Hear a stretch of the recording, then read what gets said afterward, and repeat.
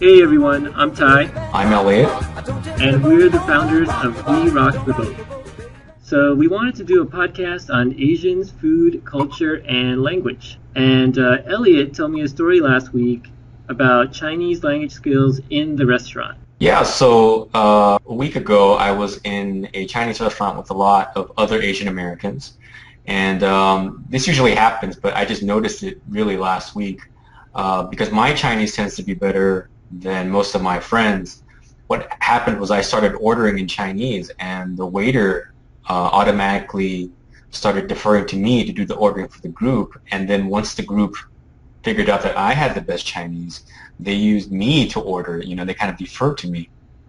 And I was Mm. noticing myself this, that I was judging the rest of the group for having bad language skills, that I was feeling slightly superior, fairly smug about my language skills, and even making jokes with the waiter.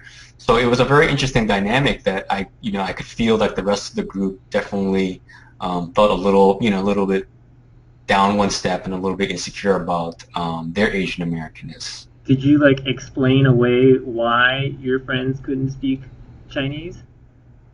Not to the waiter. I think the waiter is just kind of used to, us typical second generation, looking Asians that not speaking a lick of Chinese. So, um, but I definitely feel that, as Asian Americans, we do still tend to go to a lot of these restaurants, Asian restaurants, more than we would go to a Western restaurant. But it's in these very interesting situations where we have to actually rub up against our native culture and our languages.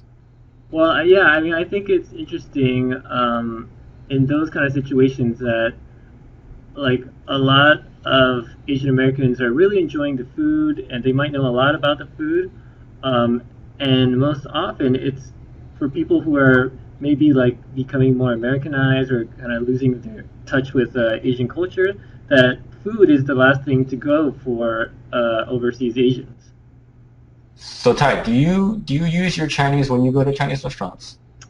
Uh, Actually, I think whenever I go to Chinese restaurants, I rather not butcher the ordering with my bad Mandarin. Like I know Mandarin, uh, but it's a little rusty, so I just rather not kind of embarrass myself. And if it's like a Cantonese restaurant that I go to, I will speak a little Mandarin just because I know that their Mandarin is probably not that hot as well. It's probably as bad as It's mine. so shameful, Ty.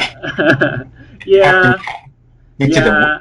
I mean, you're right. Like I think a big part of it is shame.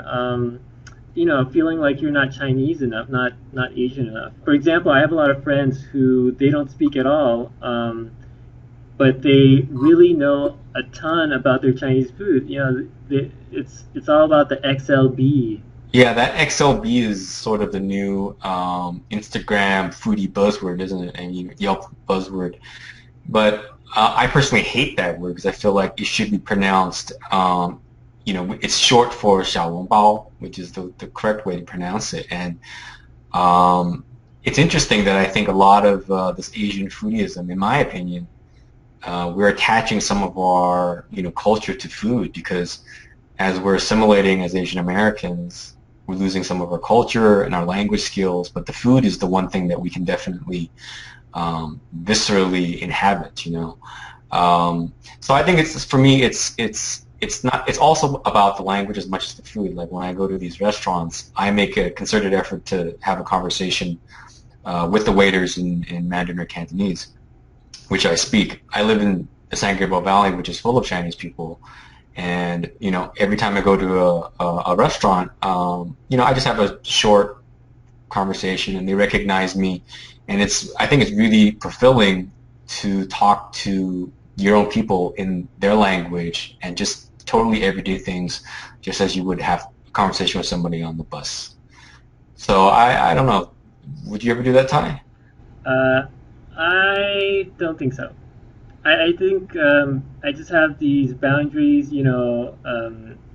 I guess I don't want to describe myself as stereotypically shy, but yeah, it's just something inside me that I just feel like I don't just talk to the waiters or whoever in Mandarin. Well, I mean, I think that's totally understandable. It's difficult to, speak a language that you're somewhat uncomfortable and in a public space with somebody who's, a native speaker. But at the same time, I would encourage you and our listeners to just practice it because it's in these Asian restaurants, be it Chinese, Vietnamese, Japanese, Korean, whatever, that you can actually, it's the one public space that we can practice some of our culture and our language with strangers, with people of our own culture. Right. Oh, and I just remembered something. So for those of our listeners who don't know what xiao bao are, they're soup dumplings, and usually with pork or crab in it, or should I say XLB? um, yeah, actually, I think the best kinds of restaurants, in my opinion, are like the small mom and pop hole in the wall places where maybe the sanitation is questionable, but you know you're gonna get good, authentic food and an authentic experience. Yeah, I mean, if you don't have to wipe down the chopsticks, then you know it's not very good. Totally. Well, that's all on this topic. I'm Ty. Check out our other stuff on werocktheboat.com. Yeah, and the next time you're in an Asian restaurant, just talk to your waiter. Okay, I'll try, Elliott. Okay.